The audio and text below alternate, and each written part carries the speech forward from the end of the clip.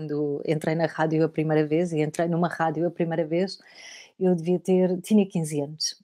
E eu sempre fiz muita coisa ao longo da minha vida e eu já disse isto várias vezes, a minha família continua a ser uma família modesta, mas na altura tínhamos algumas dificuldades e eu comecei a trabalhar muito cedo para ajudar os meus pais. E há um momento, eu colaborava nessa altura com um jornal local. Eu sou do Algarve, da Albufeira. Uhum. Portanto, nos idos anos 80 do século passado, eu colaborava para este jornal e precisava de fazer uma reportagem sobre uma prova de motocross. Eu devia ter ido à prova e não fui, a verdade foi esta, porque não tinha maturidade suficiente, porque fiquei a namorar, tinha um namorado novo na altura, e não fui à prova. E quando não vou à prova e percebo que tenho um artigo para escrever, eu gelei. E então, quando me apercebo da falha, não é, eu tinha que entregar o artigo no dia a seguir, a prova tinha acontecido e eu não tinha ido. Então a minha reação e o meu pensamento foi: "Vou pedir ajuda e vou pedir ajuda à rádio". Claro, isto é um jornal, a rádio era uma Hum. prova de supercross. E foi aí que eu entrei na rádio a primeira vez. Por favor, ajudem-me, porque aconteceu-me um imprevisto, não é? Menti. Uhum. Tive um problema pessoal, não pude ir à prova. Sabem o que é que aconteceu? Qual foi o resultado para eu escrever o artigo? E foi aí que começou a conversa com o locutor que estava numa rádio no Algarve. Já não era uma rádio pirata, já era uma rádio local, porque, Ok. pronto, para quem não sabe, houve um período em que muitas rádios locais, eram rádios, digamos, ilegais. Não, esta já estava legalizada.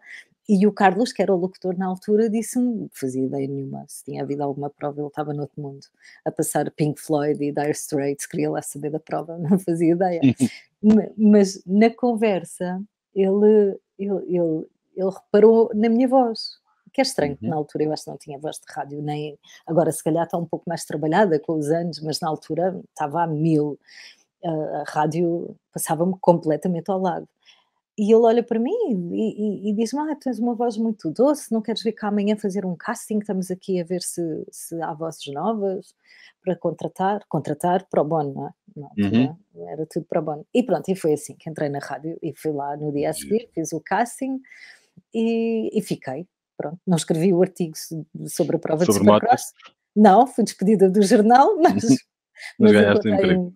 um emprego, entre aspas, porque não era pago ainda, foi durante muito tempo só pelo gosto, não é, pela paixão, e apaixonei-me de facto, e fiz da rádio carreira, mas não era um plano, nunca foi: "Ai, é o meu sonho um dia estar na rádio", não. 15 anos e depois entraste na rádio e depois? Ainda E te depois entrei na estudavas, rádio, certamente, e tinhas ainda sim, uma vida. Hum. Depois já sim, não ainda saíste mais? Entraste eh aos 15 e não. Entrei aos 15 e não saí mais. Tive Ah, vários giro. empregos, não é, para complementar, mas nunca mais saí. E a partir daí comecei a sonhar com rádio. A partir daí comecei a perceber o que era o mundo da rádio. O primeiro programa correu pessimamente mal, foi um flop, eu não consegui falar sequer ao microfone, bloqueei, e não sei como é que até hoje me deram uma segunda oportunidade, porque eu frisei mesmo, eu fiquei, sabes, agora usamos a expressão frisei. Sim, "Estás sim. frisado", não, estão a ver? Era assim que eu estava, "Estás frisada", tipo nada saía, estão a ver? Tipo congelada, parece não havia Wi-Fi ainda na altura.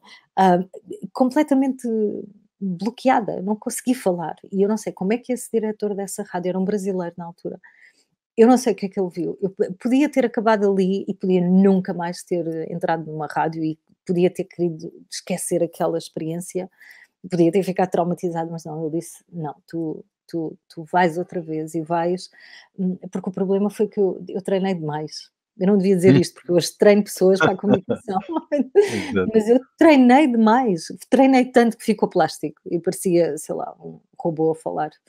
E às tantas, e aquilo não saía, não era natural, não era eu, parecia, enfim, não sei o que é que me deu.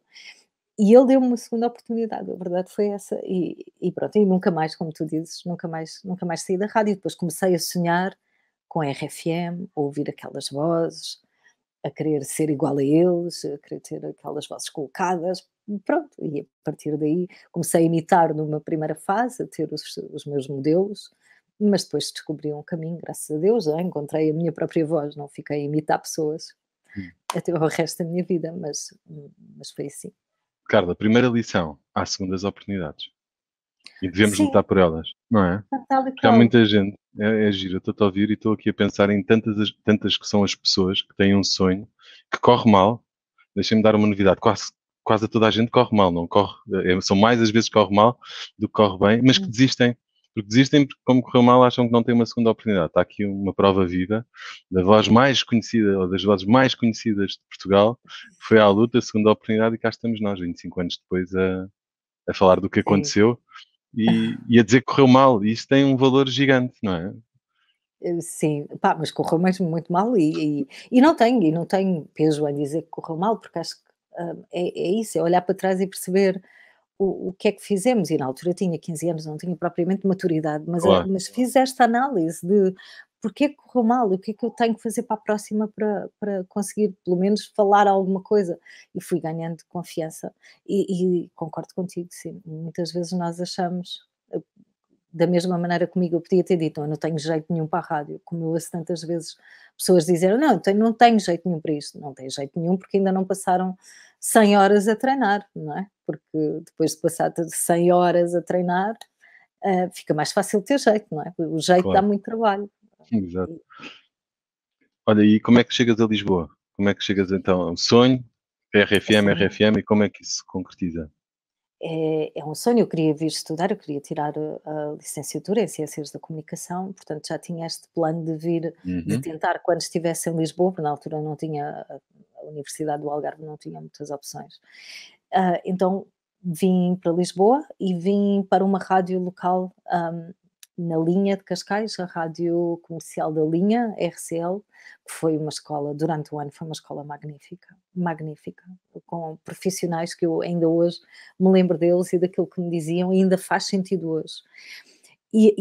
Só que a RFM já era o meu sonho, a RFM era aquilo que eu queria, sei lá, ah, era como chegar à Fórmula 1 da rádio, sabes? Era o meu sonho.